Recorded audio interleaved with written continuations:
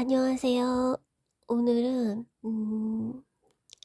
지옥에 관한 비오 신부와 파우스티나의 성녀 파우스티나 수녀님의 이야기입니다. 예. 비오 신부의 관심은 오로지 영혼들의 회개와 구원이었다. 비오 신부는 사람들에 대한 연민으로 자주 울며 지옥에 떨어지는 수많은 영혼에 대해 안타까워했다. 사람들이 얼마나 지옥으로 떨어지고 있는지 아느냐?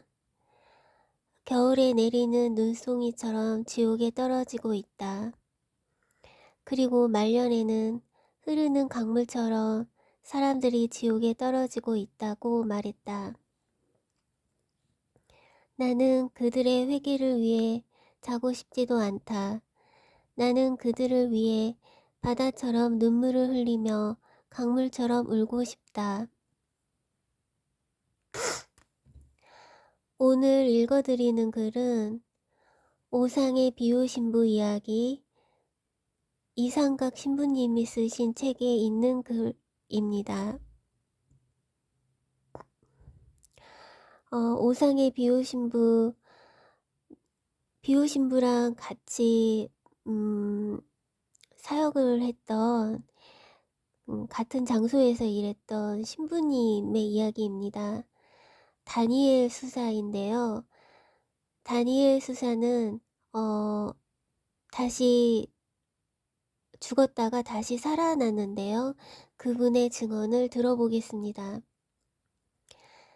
다니엘 수사는 1952년 어느 날 위에 통증을 느껴 진찰을 받은 결과 악성 비장암이라는 진단을 받았다. 어떻게 하면 좋을까요? 비오 신부에게 물으니 수술을 받으라고 간단하게 대답했다. 신부님, 의사들 말에 따르면 별 소용이 없을 것 같습니다. 제가 죽게 될 것을 저는 잘 알고 있습니다. 그러나 비오 신부는 이렇게 말했다. 의사들이 뭐라고 했든 그건 그렇게 중요한 게 아니야. 그러니 수술을 받아라. 비오 신부는 수술을 집도할 병원의 의사를 그에게 알려주었다. 비오 신부가 너무나 강하고 확신에 찬 말을 해서 다니엘 수사는 수술을 받겠다고 대답할 수밖에 없었다. 비오 신부는 덧붙여 말했다. 걱정 말아라. 내가 언제나 너와 함께 있을 테니.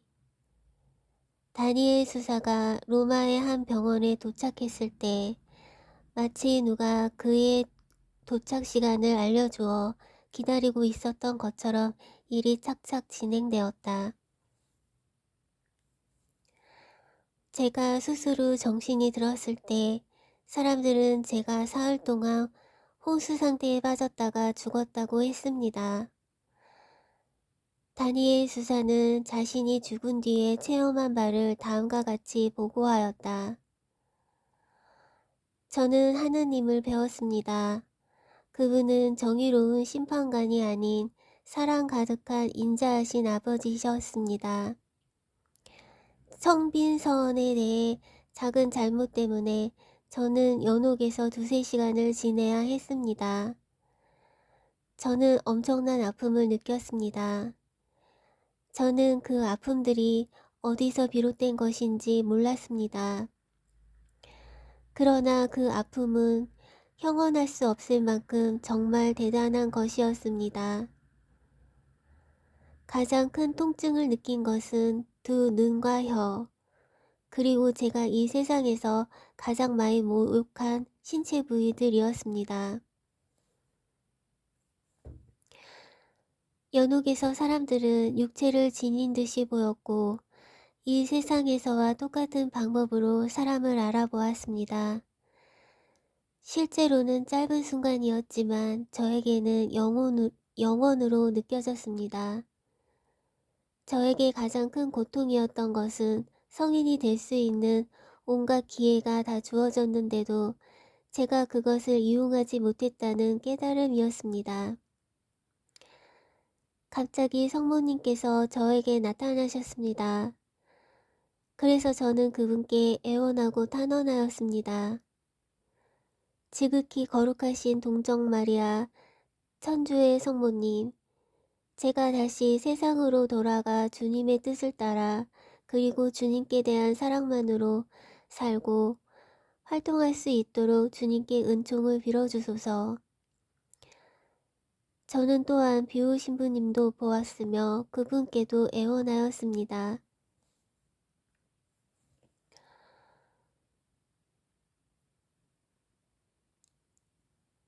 당신의 엄청난 고통과 당신의 축복 가득한 우상을 통해 하느님께 주시어 저를 이 화염에서 해방시켜 주시고 이 세상에서 연옥을 살도록 해주소서.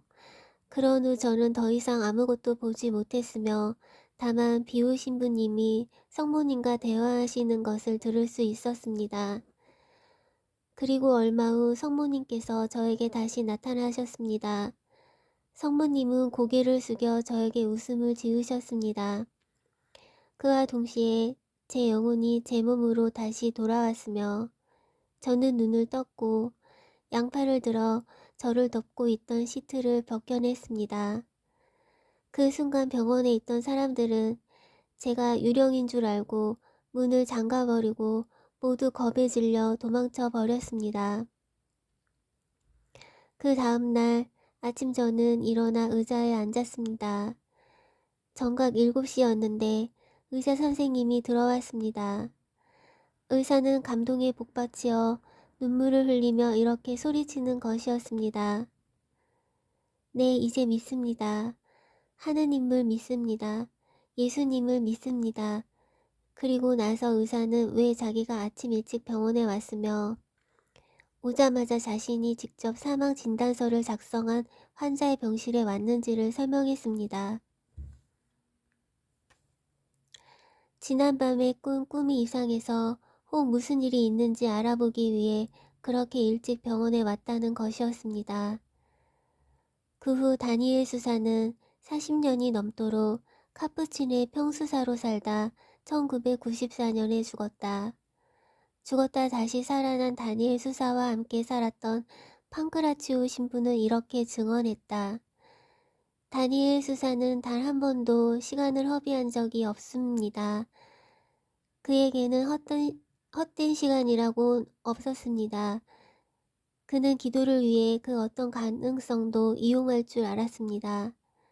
그의 생애는 끊임없는 기도 그 자체였습니다.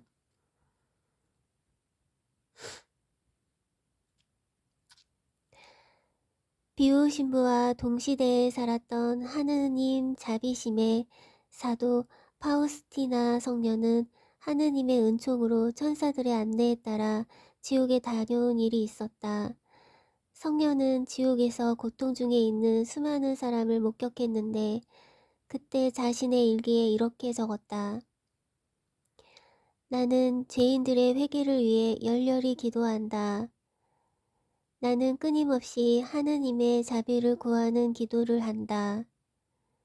사소한 죄로 예수님 마음을 아프게 하기보다 이 세상 끝날까지 그 어떤 고통이라도 달게 받겠다.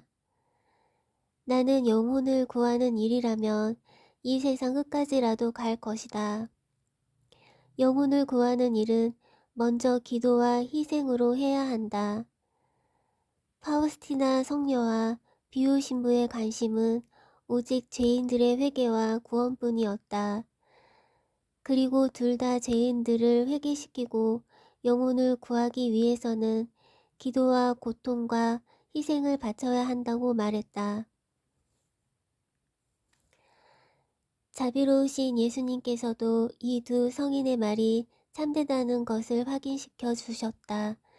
개인의 영혼을 회개시키는 데는 그 한 사람 한 사람마다 희생이 필요한 법이다. 비우 신부는 희생의 가치에 대해 다음과 같이 말하기도 했다. 사탄이 많은 영혼을 놓치는 것은 자신을 희생으로 내놓는 영혼들이 세상에 있기 때문이다. 오상의 비우 신부 이야기.